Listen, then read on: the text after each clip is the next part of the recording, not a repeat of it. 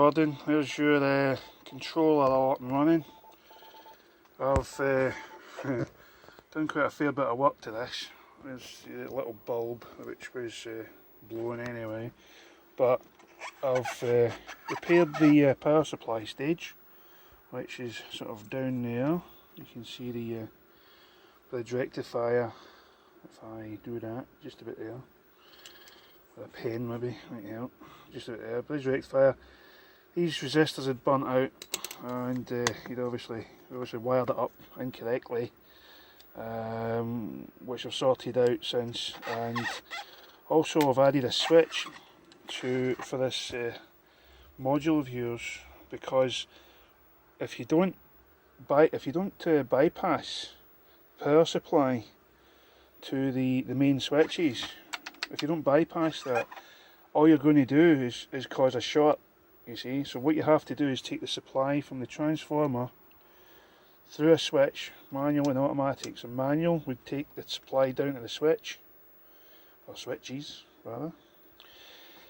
Automatic flicks the power off these switches and then puts them onto the commons of these relays here. Okay, so when you're trying to control it through your RS232, this will switch away quite happily doing its thing without shorting out these switches down here. Hope that makes sense.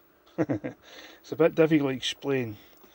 So what I've done is I've taken out your old wires and bits and bobs, okay, tidied it up, put in the controller, used a bit of hot glue to keep everything solid, so it's absolutely rock solid now. That little bracket you've had over here, that's all glued in place as well, so it's not going anywhere. Okay, as you've requested, the DC has not been taken from down here, it's been taken. You can put your own DC into your board. Alright, and just to show that we are in fact switching okay, and if I can do this and control this is going to be a difficult one. Right, so you can see the meter there. I don't know how I'm going to do this with one hand, but